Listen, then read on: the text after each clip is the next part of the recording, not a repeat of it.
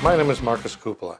You might remember me from such opinionated videos as "Don't drink that" and "That's not what the instructions say." Today I want to talk to you about defunding the police and what people think it means, so this is a bit of a commentary. What does defund the police mean?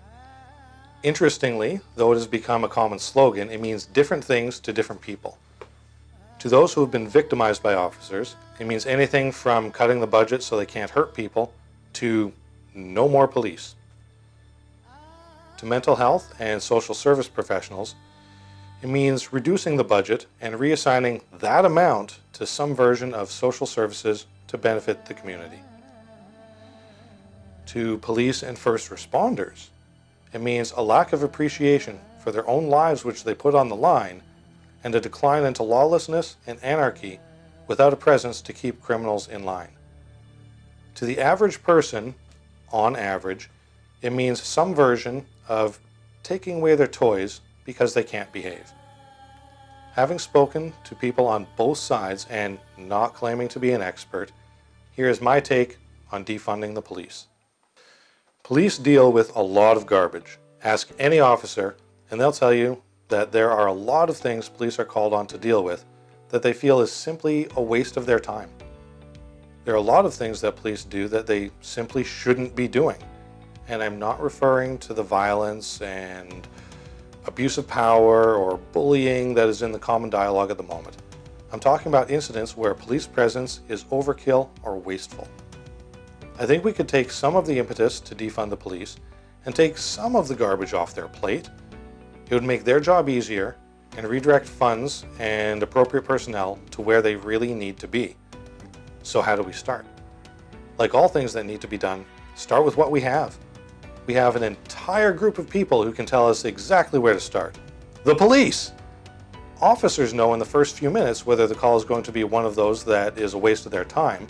They have decades of experience identifying what is a waste of their time. With police help, we start by picking off the easy things they can identify as not requiring their attention. We can then send in a more appropriate person or team. I can already hear many of you raising what you think are and may actually be problems with that approach. You need to stop looking for reasons not to and start working on ways to accomplish. There will always be ways it won't work. Our current system has those. That's why we're here.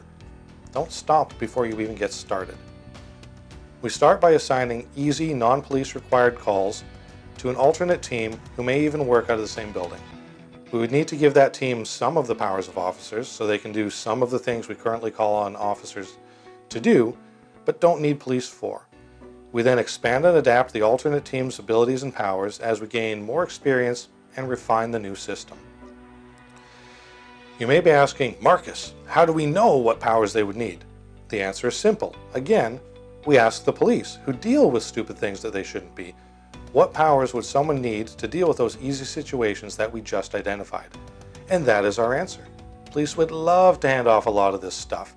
They are our best informed group for helping figure out how to make their job lighter. If you want to know how to fix a workplace, you ask the worker, not the boss. Employees know it needs to be done. Next, we approach the development of two-tiered responding the same way we approach the pandemic, like a living document. We start the process with the knowledge, understanding, and willingness to implement changes. When legislation and policies are written from the start as fluid and changeable, it gives policymakers the flexibility to do what the people believe is supposed to be done in the first place, change something when it isn't working.